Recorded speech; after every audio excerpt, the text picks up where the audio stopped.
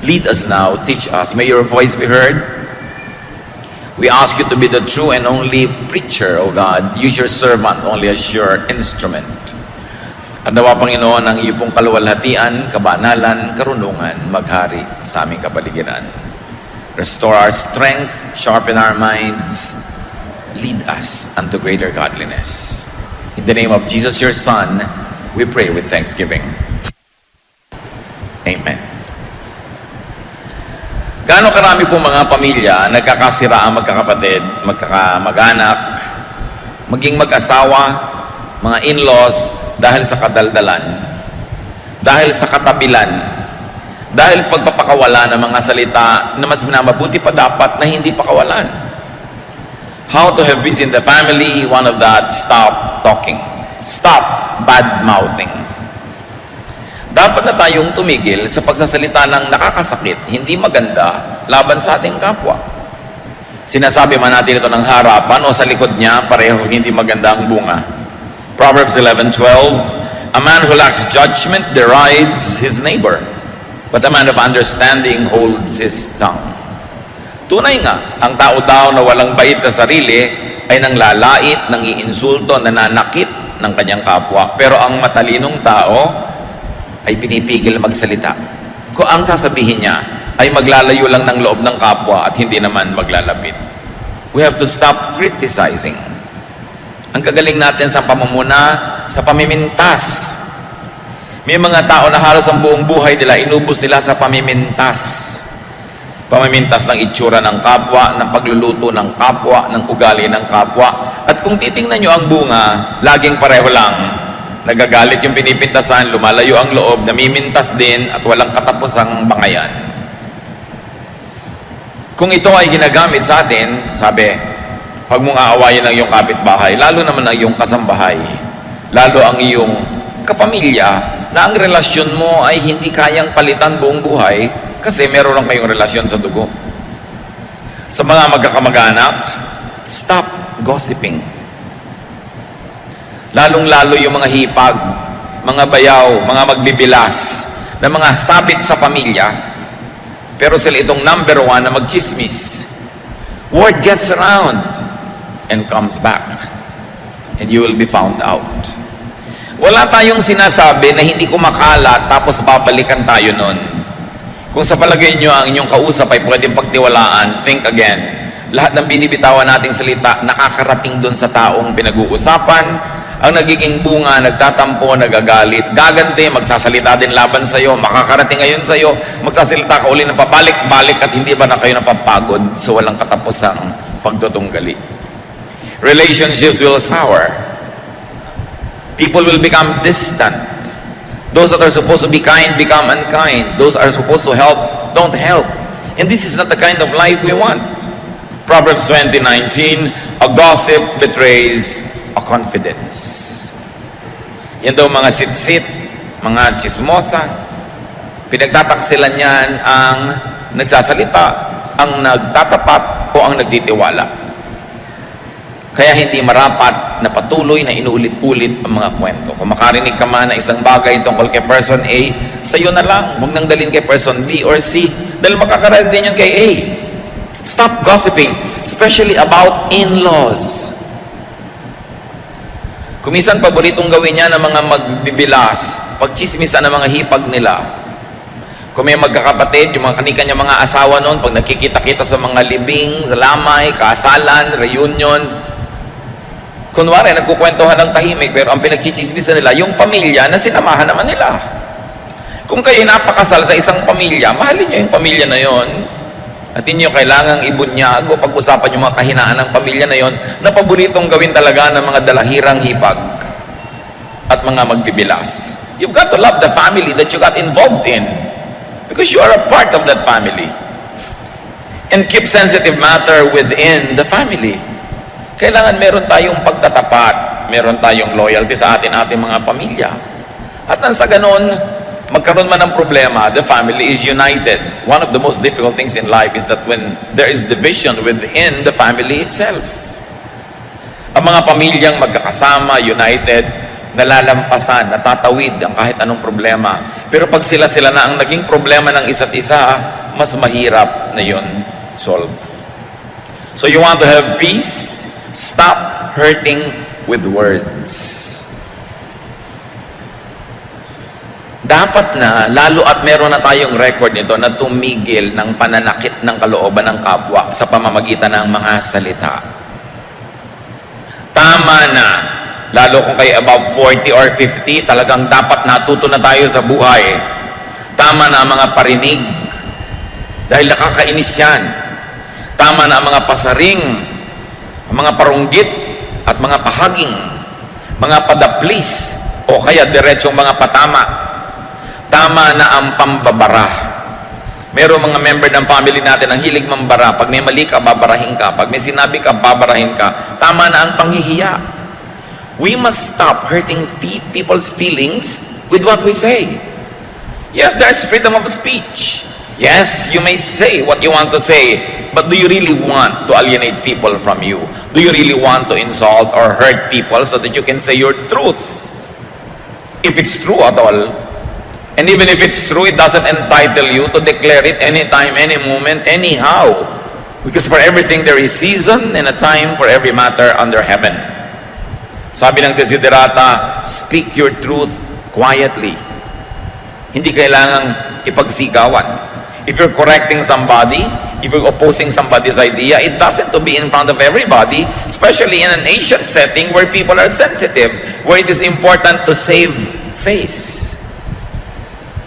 Proverbs 12:18, reckless words pierce like a sword, but the tongue of the wise brings healing. Pag daw hindi iningatan ng pagsasalita, pagpadalos-dalos, daig pa ng mga salita ang matatalim na mga espada na sumusuga, na pagdurugo ang ating kapwa. Pero ang tao daw matalino, pag binitawan ang salita para magpagaling. Hindi para manakit, hindi para lumala. Why hurt others with your mouth when you can heal wounds with the same mouth? What will you really get? What kind of satisfaction or pleasure or happiness will you get out of hurting people, embarrassing people, and becoming disrespectful? Stop talking too much. You want world peace? Just got to have what you say. Peace will be achieved. Proverbs 10:19, when words are many, sin is not absent. But he who holds his tongue is wise. Control the urge to talk negatively about others. Control the urge to talk negatively to others. In this kind of setting, unsaid words are treasures. Released bad words are garbage and pollutants. Ang mga pangit, masakit na salita na hindi natin binibitawan ay parang kayamanang itinatago mo. Pero ang mga pangit at masakit na salita na binitawan mo na ay parang basurang ikinalat mo na. At kahit anong sorry, kahit anong gawin mo later on, nakakalat na, hindi mo na mababawi. Isang senyales ng kamangmangan ng foolishness, yung pagsasalita ng hindi iniingatan. Yung ipinagyayabang mong ako, pag inisip ko, sinasabi ko. Yung pagka naisip ko, talagang ibubulalas ko. Bakit? Ganun ang iniisip ko sa kanya, sasabihin ko, I'm sure marami kang kaaway. I'm sure ko konti magmamahal sa'yo. Hindi ipinagmamalaki yun. Dapat pigilin yung ganong kate ng dila. And next, to stop talking too much is to stop nagging. May mga tao nakakasakal kasama, nag ng nag, takatak ng takatak ang bibig, walang tigil. Do you know that nagging is trespassing? Because the sound of your voice enters the private ears of people around you. Paglampas yan sa iyong mga boundaries. And stop nagging, especially if you are being ignored, unheeded, exactly because you nag. Alam niyo po ba na maraming bungangera talagang hindi pinapakinggan kaya lalong nagbubunga nga. Ang hindi nila naaalala, kaya nga sila hindi pinapakinggan dahil naiinis sa pagbubunga nga nila. Na yung hindi pagsunod sa kanila at hindi pagbibigay sa kanila isang uri ng rebellion o paglaban. Kung pagbubunga nga ang ginagawa natin, siguro meron tayong gustong ma-achieve. Meron tayong gustong magawa, makamit.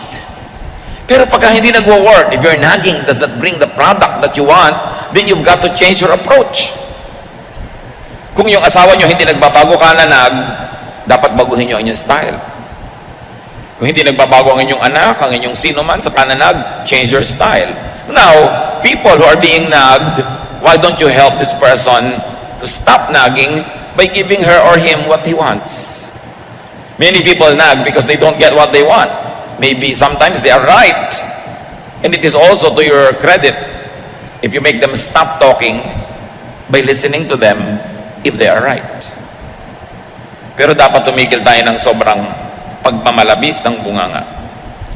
Kung talagang meron tayong gustong sabihin sa ating kapwa, isang tahimik, payapa, matalinong usapan, walang emosyon, walang sigawan, walang paronggit, sabihin nyo ang inyong niloloob. At nang masabi din naman ng tao ang kanyang iniisip. At tapos ang tama na, huwag nyo na ulit-ulitin na inag. Makakainisan lang kayo. Maraming mga tao, tumanda na lang, hindi pa natututo. Lahat ng naiisip, sinasabi, pero tingnan nyo, may talab ba? Nakukuha ko ba talaga yung gusto ko? Kabubunga nga. At kung nakuha nyo man, baka napilitan lang yung nagbigay, pinagbigyan lang kayo, huwag niyong asahang laging mangyayari uli yun dahil nagbunga nga kayo. Iba yung ibinibigay ng kusa at iba naman yung pinipiga mo dahil ang kulit mo. Masarap yung may okasyon, hindi ka naman humihingi ng regalo, niregaluhan nga kusa. Kesa sita ka ng sita, bakit ako di man niregaluhan? Eh hindi ka na nga niregaluhan, dapat makahalata ka. Dahil kung gusto ka na magregaluhan, mahirap pa magkusa. So kung paulit-ulit ka, lalo lang maiinis yung tinatanong mo, bakit tungkulin ba niya, niregaluhan ka? Nasa batas ba yun na dapat niyang gawin? Minsan marami tayong demands. Bakit ako hindi mo dinadalaw? Bakit ako hindi mo nginingitian? Bakit pagka ako ang kasama mo, tahimik ka lang? Ang tanongin natin sa sarili natin, ba't masaya siya pagkasama niyo yung iba, tapos pagkasama kayo, wala siyang gana? Ba't siya mabait sa iba, sa inyo hindi? Kasi kung mabait na siya sa iba, ibig sabihin, marunong naman siya maging mabait. So kung hindi siya mabait sa inyo, sinasadya niya. Kasi marunong naman pala siya maging mabait sa iba. So deserve before you desire. Baka manahimik kayo, mas maging effective pa. Kasi alam nyo, mayroong konting tao na tinatabla ng bunganga, konti lang yon. Mas marami, naiinis sila doon at lalo ka lang sasadistahin. Lalo ka lang bibiguin, hindi ka bibigyan ng tagumpay. Many people are offended by too much talk, so that they will frustrate you. They will never give you what you want because they rebel against your mouth. So be wise. Don't just talk, but achieve results. And most of the time, gentleness, quietness, kindness will go far, very far, much farther than a speech. Isa pa pong dapat nating matutunan, lalo tayong mga Pilipino, stop asking too much. Stop asking too many questions. Yes, parents and family members are stakeholders in people's lives, and up to a point, they are entitled to ask questions. But some pieces of information are better off volunteered rather than coerced from people. May mga bagay-bagay, mga ideya at impormasyon na mas masarap, mas matamis kung kusang ipinaalam. Kesa piniga nyo ng piniga yung tao para lang malaman nyo yung gusto nyong malaman. Maraming kanya mga nanay. Anong binili mo? Kung ano-ano po. Ano nga? Ganito po. Magkano? Ba't ka bumili noon? Etc. etc. You know, up to a point that might be done, especially kung ang kausap nyo bata, formative years. Pero pag may edad na, matuto tayong maggalang kahit ang sarili natin mga anak. We should give them privacy. Hindi tayo tanong ng tanong, saan ka galing? Yung mga iba, kung tinatanong lang tayo para mailayo tayo sa panganib, mabuti, okay lang. Pero iba talaga maurirat lang. Malaman lang nila. At itong nakakainis sa mga kamag-anak, may dalawang nag-uusap sa isang sulok. Lalapit yung pangatlo, anong pinag-uusapan nyo? Hindi mo pa nakahalata na lumalayo na nga sa'yo, tapos magtatanong ka pa. Pagka meron kang niyaya doon sa malayo, kinausap mo, paglayo mo, tatanungin niya, anong sabi sa'yo? Mga kapatid, tandaan nyo to, pag hindi sinabi sa inyo ng kusa, huwag nyong itanong. Galang lang yon. Sakit yan ng mga mangmang yung nagtatanong nang hindi naman ibinibigay sa kanila yung sagot. At kung nakakahalata kayong ayaw kayong sagutin, tumigil kayo ng katatanong. Wala kayong karapatan na pasukin ang kaloob-looban ng utak ng inyong kapwa. Kahit pa nga inyong asawa, kahit pa inyong anak, kahit pa inyong magulang, lalong-lalo kung di nyo naman talaga kaano-ano. Dahil kung gustong sabihin sa inyo ng tao ang isang bagay, hindi mahirap na kusain niya na sabihin. So maaaring hindi sinasabi dahil talagang sadya niya na ayaw ipaalam sa inyo. At mga kapatid, kung may araw ipaalam sa inyo, huwag nyo nang alamin. May dalawa kayong pinsan na namasyal, hindi kayo kasama. Bakit nyo pa aalamin? Para sumama loob nyo? Tapos para magtanong kayo, ba't hindi nyo ako isinama? Exactly, kaya ka naman hindi sinasama kasi nagtatanong ka ako, ba't hindi ka kasama? It doesn't work. Stop disrespecting people's privacy. Kahit ka nanay, kahit ka tatay, may hangganan. May paggalang ka dapat sa iyong kapwa. Huwag mag-urirat. At huwag laging sumabat sa usapan ng may usapan. Pagka mayroong tao nagte-text, huwag niyong silipin kung ano ang itinetext. At sa bahay niyo, kung may telepono, may tatawag, kinakausap yung isang tao, sikapin niyong lumayo para hindi niyo marinig. Hindi yung lalo pa kayong lumalapit, kunwari doon kayo naglalagay ng mga bulaklak, nagtatanggal ng mga alikabok, para talaga marinig nyo. Ugali talaga yan ng mga mangmang. Kung meron tayong paggalang sa sarili at sa ating kapwa, pag may nag-uusap at naririnig mo at hindi ka kasama sa usapan, gumagawa ka ng paraang lumayo para di mo marinig. Respeto ang tawag doon. Importante. Pag may nakita ka nakikipag-usap, lumayo na, paglapit sa'yo mo, bakit? Sino yung kausap mo? Hintayin namang ikwento sa'yo kasi pag hindi ikinwento, hindi yung para sa'yo. Proverbs 20:19, avoid a man who talks too much. And if you're going to avoid somebody who talks too much, all the more that you avoid somebody who asks too much. Maraming mga tanong na hindi dapat itinatanong. May ipinapagawang bahay yung isang tao, mapapadaan kayo, tatanong agad, magkano na nagagastos mo? Anong pakialam mo? Magtanong ka lang kung magdo-donate ka. Pag sinabing kapos na nga kami, nalaman mo, may padanagutan ka na tuloy ngayon. O teka, ito yung savings ko, bibigay ko sa'yo. Doon ka pala magtanong. Pero kung hindi ka magbibigay, huwag ka magtanong. Ang dami-dami natin itinatanong sa kapwa, magkano ang sweldo ng asawa mo sa Saudi? Anong pakialam mo doon? Ang dami nating mga kamangmangan na dapat tayong magising, mga nakakainis na ugali ng ating lahi. Sobrang manghimasok sa buhay ng may buhay. Para may sarili na yung mga tao, private transaction nila yon, hayaan natin sila. Di ba kayo masasarapan nung nananahimik kayo, biglang may lalapit? Alam mo, kanina nakausap ko si ganon, ganito na pag-usapan namin. Pino-volunteer. Ibig sabihin, gusto nila talaga kayong isali. Gusto talaga kayong pagtapatan, o kaya ay hingi ng inyong opinyon. Kasi alam nyo mga kapatid, pag ang ugali natin masyadong maurirat, matanong, laging masalita, ang tendency lang ng kapwa, paglihiman tayo. Layuan, iwasan. Gusto nyo ba yun? You want peace in the family? Stop talking back. Especially when you're in a foul mood. We all have moods. And peace in the family is promoted and kept when you allow people to have their moods and you don't have the same mood at the same time. When somebody is angry, try not to be angry or angrier. Let the person be angry for now. Bukas ka na. Pila-pila, kanya-kanyang panahon. Hindi mabuti yung nagsasagutan. When people in the family, when people in a certain circle of friends are in a bad mood, it's better to be quiet. Pag galit tayo, pag masama ang ating loob, ang gusto natin ibulalas. Hindi mabuting approach.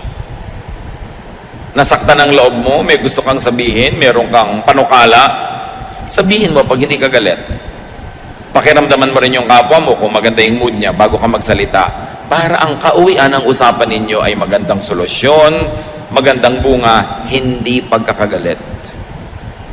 At pag may nagsalita na isang napakapangit na salita, ang tendency natin na mas daigin yon. Magkano ka? Sabi mo naman, doble mo.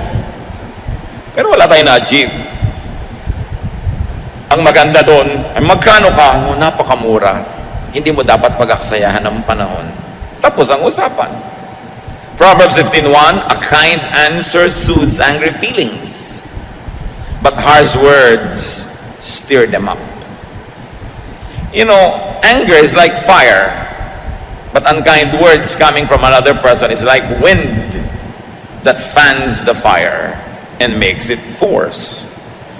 So avoid talking back, avoid answering back if your words would not be kind, if your words would not be conciliatory or diplomatic, if your words would embarrass others or hurt feelings or alienate people, better not talk. That is to your credit, that you could control your tongue for the sake of world peace. And in that case, just for the sake of family peace. So stop out-talking each other. May ipinenta sa'yo ang iyong kapwa. So thank you for telling me. I'll try to study it. Perhaps I will improve. But if somebody criticizes you and you answer with an even harsher criticism, you know where it will lead to. So speak your truth quietly and in the correct time. Sa pamilya, mga kapatid, isa pa para tayo matahimik, stop talking down. Tama na yung pagsasalita na para kayo amo, para kayong poon, para kayong Diyos. Kahit kayo tatay, kahit kayo husband, kahit kayo nanay, kahit kayo wife, kahit kayo ate o kuya, dumadating ang panahon, nagkakatabla-tabla na lang ang edad ng mga tao. Kasi pareho na lang sila ng alam, pareho ng mga karanasan. So yung mga dating pinopo ng mga ate, kuya, tatay, nanay, dumarating yung point na parang nagiging matalik mong kaibigan kesa sa parang mga sobrang mga superior. Hindi dapat nawawala ang galang sa magulang, sa mga nakakatandang kapatid, lalo't naging mabuting mga ate at kuya sila. Pero yung mga nakakatanda na mismo at matataas ang ranggo ang nagkukusang bumaba sa kanilang mga dambana at mga altar para maging mas maganda ang samahan. Well, it is true that the gap between parents and children, between elder brothers and younger brothers will narrow down in time. It is important to continue to be respectful to your elders, be they your brother or be your sister or be your parents. How can you be wrong when you're polite? How can you be wrong when you're diplomatic? Philippians 2:3, don't be proud, but be humble and consider others more important than yourselves. Merong mga tao na sakal na dahil sa sobrang superiority ng ilang members ng family nila. Mga tiya na nung bata ka, kinokontrol ka, dinidiktahan ka. Ngayon 30 ka na, 40, dinidiktahan ka pa rin ng tiya mo. At kung nag-60 ka na, siya nabuhay pa ng 80, didiktahan ka pa rin. Dapat natitigil yan. Dumadating ang panahon, nagkakatabla-tabla. Hindi ka man agree, hindi ka man sang-ayon sa pamumuhay ng nakakabata sa'yo. Pag sila'y nasa edad na, hayaan mo sila.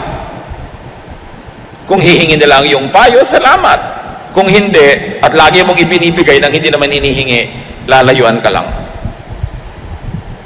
Ang mangyayari ngayon, tatanda ka ng tatanda, ni walang dumadalaw sa'yo, kasi bad ang record mo sa mga pamangkin mo. Bad ang record mo sa mga bata. Do you want that? Napakarami ng mga nauna sa atin na dapat ay kapulutan natin ng aral. Dapat iba-ibahin natin ang ating style. Stop the superior stance. Age and rank levels off, even between parent and child. But parents will always be parents and should be honored as parents. Remember, ang nagbo-volunteer na bumaba, yung nakakataas, pero yung nakakabata, yung mas nasa baba, huwag kayong mga hasasampahin yung mga nasa taas at pakialaman sila at lampasan pa sila. Hayaan nyo, if they volunteer, they want to be more friendly, they want to be more accessible, but it's not for you to scale their Olympus. Ang lahat dapat lumagay sa lugar. God is God of order, and every place, every person, everything in creation has its proper place and proper time. Do not cross boundaries that you shouldn't. Even cacti live in the desert. Deserts, flowers like orchids live in shades. Bougainvilleas live under the sun. We all have amalang naiaambag pambayad ng kuryente o tubig. Akala mo pa kung sino mga poon. Lalagay ka dapat sa lugar. And especially in the family where relationships are permanent, Stop the disrespectful language. More than anything, we remember being hurt by words. Human memory remembers pains, but very especially pains inflicted by the tongue of other people. So you don't want to be remembered negatively. You will pass this way only once. Why make enemies when you can make friends? And in the family, stop the shouting. Mga mag-asawa, kung nagsisigawan kayo, tumigil kayo. The meaning of a word will not change whether you said it softly or loudly, but emotions get affected when you shout. So why don't you just speak your truth quietly? You will achieve better results by not shouting. Shouting is primitive. May nasalubong kayong cobra, sigawan nyo na ubod lakas, baka sakali masindak nyo at umalis. May nasalubong kayong gorilla, sigawan nyo. May nasalubong kayong halimaw, sigawan nyo. Pero yung kausap nyo, asawa nyo, bakit nyo sisigawan? Kausap mo, anak mo, ba't mo kailangan sigawan? So kung galit na galit ka, mamaya ka nalang magsalita.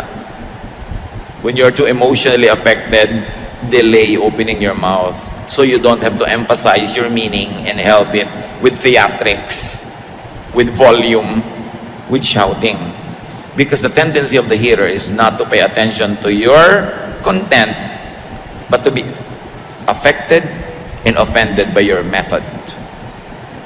So mahalaga, huwag magsigawan. Mga mag-asawa, magkatabi ba kayo? Sabi nyo, sige, wala na tayong sigawan. Ha? Sinasabi nyo ba? Lalo yung pala sigaw? Pero yung mga mag-asawa, nagmamahalan kayo, may nagsisigawan kayo. Bakit? Di ba pag nagka-cancer ka, yung asawa mo na mag-aalaga sa'yo? Pagka yung atay mo, nasisira yung asawa mo magdo-donate o anak mo? Di ba pag naghihingalo ka, ang nakapaligid sa'yo, pamilya? Bakit mo sila sisigawan? Mali. Sinasabi nga ni Lord, love your enemy. Hindi lalo namang love your family. Enemy nga, pinapamahal eh. Family pa. Pag galit na talaga kayo, pumasok kayo sa kwarto, manalamin kayo, tsaka sigawan nyo yung sarili nyo. Mailabas nyo lang. Kasi hindi naman siguro kayo magdaramdam sa sarili nyo. Pero yung inilabas mo sa iba, pinagdaramdam nila yon. Huwag nyo sigawan, lalo mga bata. Natatakot, nasisira ang loob, nagtatampo. Hindi maganda ang bunga. Do not shout at your spouse. Do not shout at your children. And very especially, do not ever shout at your parents. Dapat, kung may sasabihin ka, sabihin mo ng banayad. Families, you want to have peace? Stop replaying old woes. Tigilan ang hukayin ng mga bangkay ng nakaraan. Yung mga dating sama ng loob, dito yung nakikita-kita nalang inuungkat. Mga bangkay na naaagnas na, hinuhukay pa sa libingan, pinaglalakad muli. Philippians 3:13, but one thing I do, forgetting what is behind and straining toward what is ahead. Sabi ni Paul, alam niyo kung meron akong ginagawa, nililimot ko na yung nakaraan. Tapos na eh.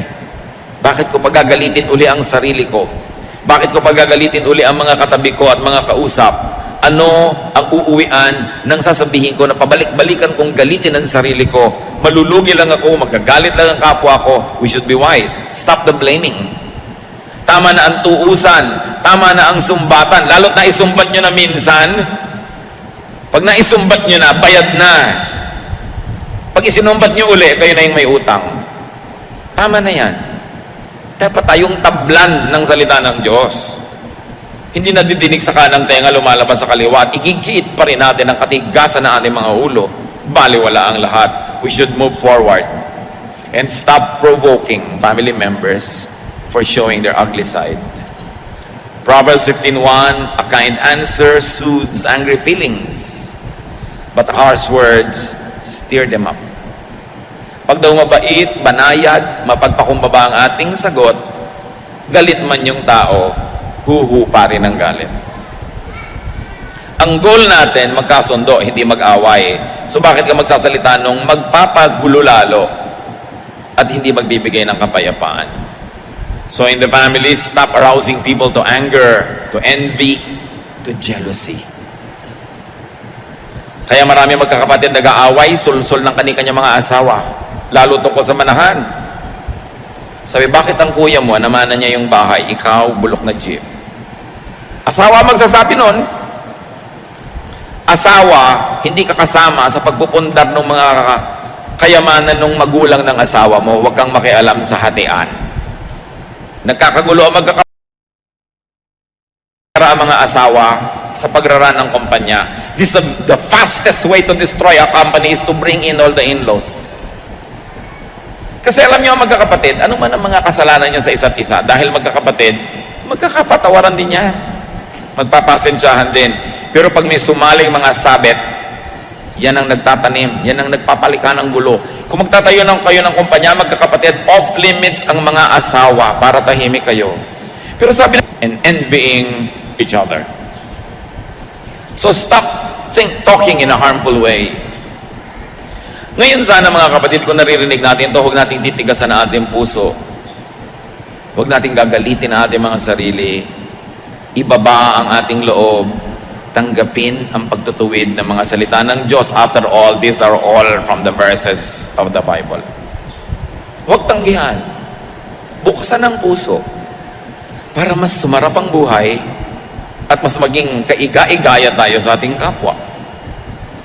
So you don't only stop talking in a harmful way, but you help people stop talking negatively by inspiring them with your kindness, with your love, with your good manners. Inspire people to sanitize and beautify their language by sanitizing and beautifying your own. And do not tolerate harmful talk. When people come to you talking negatively about other members of the family, don't participate. Discourage it. Huwag makinig sa mga bulong-bulong. Maraming mga maghihipag, magbibilas, tumanda na lang, namatay na lang yung iba, magkakagalit pa. Gusto nyo yan? Dapat baguhin ang ating mga ugali. Psalm 1:1, God blesses those people who refuse evil advice and won't follow sinners or join in sneering at God. Pinagpapala ng Panginoon ang hindi nakikinig sa mga masasamang mga pananalita at sa mga salita ng makasalanan. Aming Diyos, turuan niyo po kami na i-apply ang mga salitang ito sa aming buhay. Forgive us, Father, if we have offended you and if we have done things that contradict the holiness of your words. Teach us to correct ourselves. Ituro mo sa amin, Panginoon, na baguhin ang aming pag-uugali, bata man kami o matanda, para ang nalalabi pang panahon ng aming buhay maging matiwasay, tahimik, payapa. Yung mga nasaktan namin at nagalit ay muling bumalik ang loob sa amin, lumapit ang kanilang loob. Dahil nakikita nilang kami nagbabago. Patuloy mo kaming baguhin ang aming mga buhay, Lord, baguhin ang inyong salita. At sa mga kapwa namin, sa aming mga kapatid na hindi ito ang problema dahil talagang mabanayad magsalita, mahinahon, masarap pakinggan ang mga sinasabi. Salamat. Salamat sa ganong ugali na siguradong nagbibigay ng kapayapaan at magagandang bunga sa buhay ng mayroong ganong pag-uugali. Ituro mo sa amin na maging ganun kami, O Diyos. Teach us to continue to change from glory to glory so we can be more and more like your Son, Jesus. Pagbulay-bulayan natin ang mga salitang ito. In some moments of silence, reflect upon that which we have heard and ask God to give you wisdom to apply this in daily life.